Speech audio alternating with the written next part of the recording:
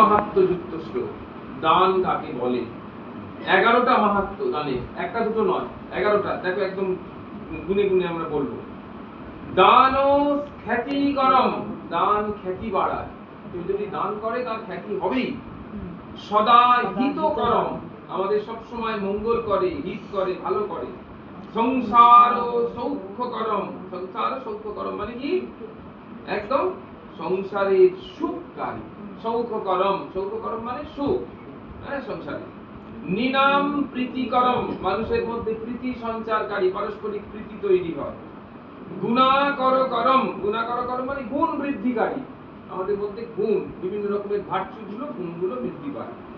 তারপরে লক্ষ্মী করম, লক্ষ্মী দায়ী, মানে আমাদের অর্থ, বিত্ত, সম্পদ আর হইলো যে আমরা দান করলাম, আজকে 1 লক্ষ টাকা দান হয়ে গেল, দেখা গেল আমার সঙ্গে সঙ্গে উঠে চলে গেল, এইরকম আর সঙ্গে। সেবকের ভাব দানকারী, আমাদের মধ্যে সেবকের ভাব। কিংকরম, কিংকরম মানে হচ্ছে সেবকের ভাব। কিংকর, এই যে আমাদের অখিল ভারত জয়গুরু সম্প্রদায়, ওঙ্কারনাথের যে আশ্রিত, তাদের প্রথমেই যে আমরা যেমন রামকৃষ্ণ মিশনের স্বামী ভূতেশানন্দ এরকম সব বলি, ওখানে নাম হচ্ছে কিংকর। কিংকর বিট্টল রামানুজ, কিংকর পরাঙ্কুশ, হ্যাঁ, এইরকম। কিংকর মানে দাস। আবার ঠিক ইসকনে কিন্তু প্রথমে এরকম দিয়ে শেষে দাস, হ্যাঁ, প্রভু নিত্যানন্দ দাস। এই দাসটা কিন্তু অরিজিনাল পূর্বাশ্রমের টাইটেল নয়। পূর্বাশ্রম টাইটেল মন্ডল ছিল, ভট্টাচার্য ছিল, এসব ছিল। কিন্তু এখানে যখনই এসছে তখন সবার টাইটেল দাস হয়ে গেছে, মানে জীব কৃষ্ণ বিহিত দাস।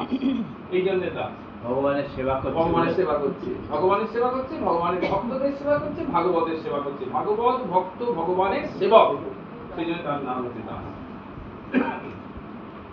তারপরে কোথায় গেল? হ্যাঁ, কিংকরম। স্বর্গবাস করম, দান করলে স্বর্গবাস হবে।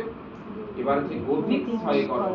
এই গতিক ক্ষয় করম মানে যে আমাদের গতিরুদ্ধ করে দেয়। কিসের গতি?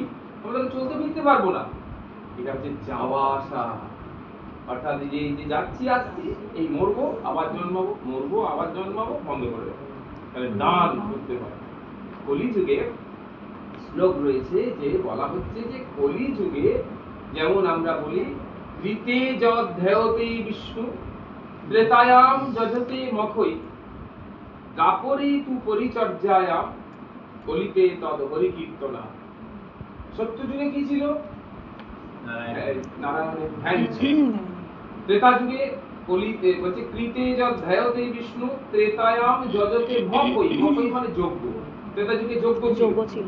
দাপরে পরিচর্যা ছিল, সেবা, পূজা, অর্চনা, বন্দনা, যুদ্ধ বিগ্রহ এসব ছিল। কলিতে তদ হরি কীর্তনা, যেমন একটা শ্লোকে বলছে, তেমনি বাকিগুলো সব এক রেখে লাস্টেরটায় কলিতে বলছে দানম একম কলৌ যুগে, কলি যুগে একমাত্র দান, দান করলেই হবে, তবে নিষ্কাম, একদম নিঃস্বার্থ। কাম হলে সেই জন্য বললো যে যারা ভগবানের নাম সংকীর্তন করে তাদের মধ্যে নিষ্কাম বৃত্তি চলে আসবে। বলছে ভুক্তি মুক্তি সিদ্ধিগামী সকলেই অশান্ত, কৃষ্ণ ভক্ত নিষ্কাম তাই চিরতরে শান্ত। তাহলে আমরা যদি কৃষ্ণ ভজনা করতে থাকি তাহলে কি হবে? তাহলে আমাদের মধ্যে নিষ্কাম ভাব চলে আসবে, এরপরে দান করলেই ফল হবে।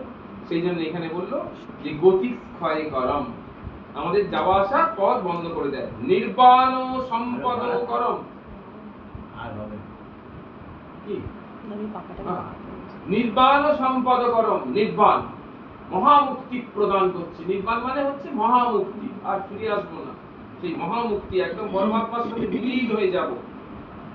বর্ণ আয়ু বল বুদ্ধি বর্ধন কারম, দানম প্রদেয়ম বুধই, দান এইভাবে জ্ঞানী যে ভক্তজনকে, হ্যাঁ, তিনি এত কিছু দেয়।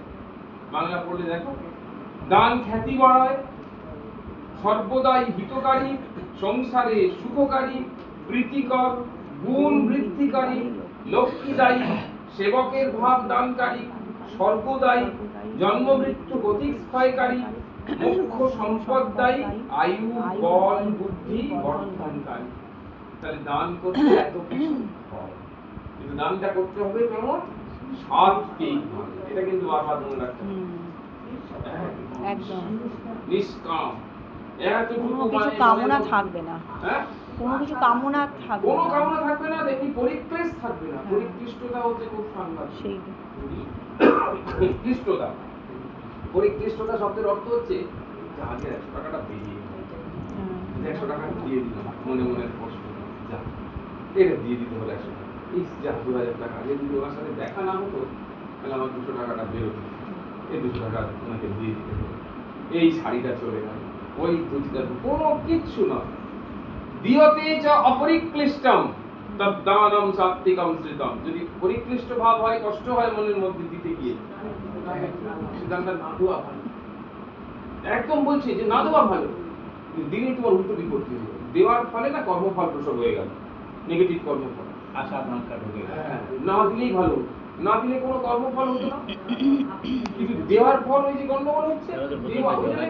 দেওয়াটা খুব সাংঘাতিক, জানো তো। দিতে গেলে না তুমি সবসময় মনটা শুদ্ধ করে দাও, তুমি সকলকে তাই বলি। এইরকম দেওয়াটা কোনো রকম ভাবে দেখো না, দেওয়াটা খুব সাংঘাতিক জিনিস। তুমি না দিলেই কোনো অসুবিধা নেই, কেউ তোমাকে দুর্যোধন তো অত অপরাধ করেছে, হ্যাঁ? তো ভগবানের চরণে আশ্রয় পেয়েছে কে? দুর্যোধন।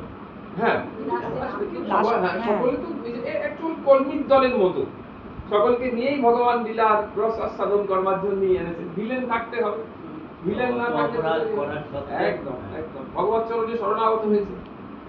তাহলে সেইখানে দেখা গেল কি দানটা, দান অত্যন্ত শুদ্ধ সহকারে দান করতে হবে। আমরা সবসময় আলোচনা করেছি এই 4 সংখ্যার আর একটা দিক হচ্ছে বৃত্তি। কথাটা মনে আছে? বৃত্তি কথাটা কি মানে বৃত্তি থেকে কি শব্দ বেরিয়েছে? বৃত্তি থেকে কি কি শব্দ বেরিয়েছে? একটা হলো প্রবৃত্তি, একটা হলো নিবৃত্তি। তাহলে কিন্তু আসল কথাটা হচ্ছে বৃত্তি। বৃত্তি মানে কি? Work motive. তুমি কি মোটিভ নিয়ে কাজ করছো সেটাই তোমার বৃত্তি। ভগবত পাঠ শুনতে গেছে গুলো, কিন্তু তার আসল কাজ কি সে খেয়াল করছে যে চুরি করবে। একজন চোখ বন্ধ করে ভাগবত শুনছে, হাওয়া করে কাঁদছে, তার বৃত্তিটা কি? সে একদম ভক্ত।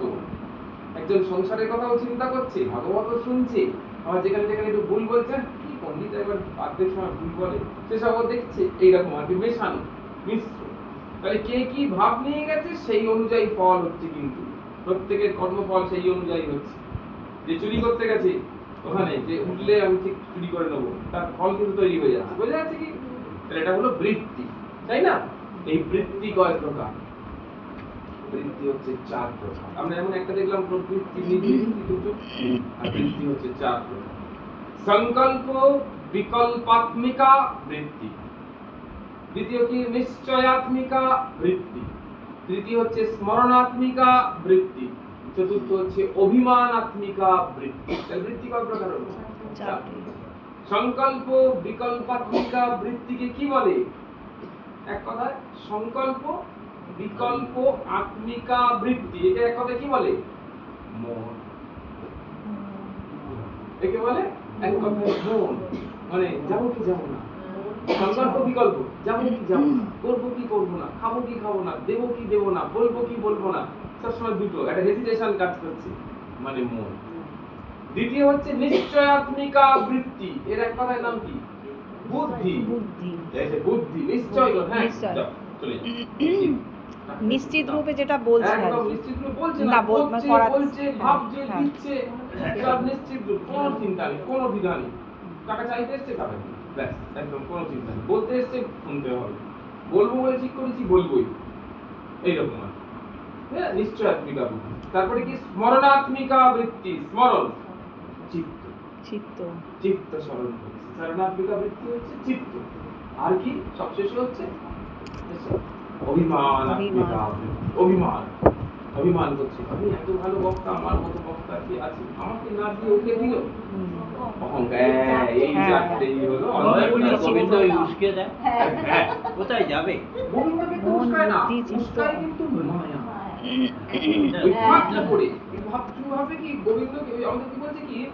বলছে এমন দৈবী মায়া রেখেছ কুহক করে, ব্রহ্মা বিষ্ণু অচৈতন্য জীব কি জানিতে পারে?